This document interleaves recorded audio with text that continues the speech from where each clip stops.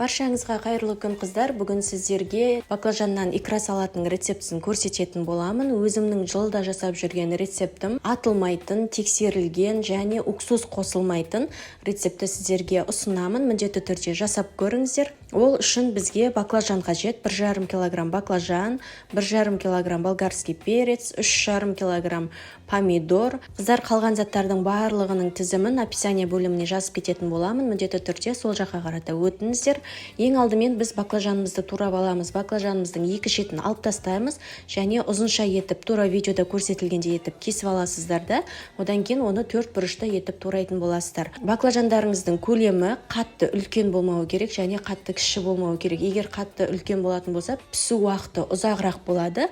Ал егер қатты майда қылып жіберетін болсаңыздар, ол кезде баклажандарыңыз езіліп кетуі мүмкін. Сол үшін видеода көрсетілгендей орташа көлемде етіп кесіп аласыздар және оны арнайы бір бөлек ыдысқа саламыз. Оның үстіне бір ас қасық тұз саламыз және үстіне су құямыз. Бұл біздің баклажанымыздың ащылығын кетіру үшін қажет.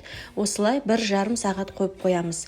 1,5 сағаттан кейін ғана барып салатымызды жасауға кірісеміз. Осы аралықта біз болгарский перецімізді тураймыз. Видеода көрсетілгендей орташа ірілікте тураймыз. Одан кейін 600 грамм сәбізімізді теркадан өткіземіз. Мінекей барлық сәбіздерімізді өткізіп алдық. Қыздар, барлығын алдын ала осылай бөлек-бөлек ыдысқа турап дайындап алыңыздар, өздеріңізге ыңғайлы болу үшін. Одан кейін пиязды тамаққа тураған секілді етіп турап аламыз. Бүкіл пиязымызды турап шығамыз. Чесногымызды да жұқа етіп турап шығамыз. Одан кейін қызып тұрған қазанымызға 300 грамм сұйық майымызды құямыз. Сұйық майымызды құйғаннан кейін, майымыз қызғаннан кейін осы пиязымызды салатын боламыз. Пиязымызды салып 10 минут қуырамыз. Біздің пиязымыз жақсылап қуырылуы керек.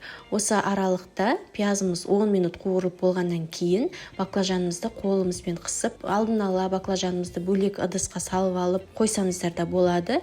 Болмаса осылай мен секілді бірден қазанның ішіне сала берсеңіздер де болады. Мінекей видеода көріп тұрғандай ішіндегі қара баклажанның сулары шықты. Енді қазанымызды жақсылап бір араластырып аламыз. Қазанның асты міндетті түрде қатты отта тұрады. Сол үшін қыздар үнемі араластырып тұрамыз. Қуырылған баклажанымыздың көлемі азайды. Енді соның үстіне сәбізімізді саламыз. Барлық қуыру уақыты 10 минуттан. Сәбізді салдық, 10 минут қуыратын боламыз. Болгарский перецті салдық, тағы да 10 минут қуырамыз. Көкөністерімізді әрбір салған сайын осылай 10 минуттан қуырып отырамыз. Міндетті түрде астын араластырып отырамыз, себебі біздің газымыз қатты отта тұр. Сол үшін күйіп кетпеуі керек. Егер де менің каналыма бірінші рет кіріп, осы рецепті бірінші рет көріп жатсаңыз, менің каналыма тіркелмеген болсаңыз, міндетті түрде тіркеліп алыңыздар. Одан кейін үстіне ет тартқышта немесе блендерден өткізілген помидорымызды құятын боламыз. Барлығын жақсылап араластырамыз. Мендегі бұл жердегі қазанның көлемі 9 литр. Неге видеода көріп тұрғандарыңыздай, салатымыз бетіне дейін толық болып тұр. Сол үшін сіздің дайындайтын қазаныңыз немесе осындай кастрөлдеріңіздің көлемі 9 литрдан кем болмауы керек. Одан кем болса, салаттарыңыз сыймай қалады. Барлығын жақсылап араластырып, қақпағын жабамыз. Помидорымыздың қайнағанын күтеміз. Помидорымыз қайнағаннан кейін осылай тағы да бір араластырып, қақпағын жауып 10 минутқа қалдырамыз. Қақпағын толық жаппаймыз, осылай жартылай ғана жабамыз. Енді астын орташа отқа қоямыз. Мінекей 10 минут өтті. 10 минуттан кейін барлығын араластырып, енді ішіне қосатын тағы да үстіне тұзымызды, қантымызды салатын боламыз. Мен 3 ас қасық толтырып тұз салдым және 3 ас қасық қант салдым.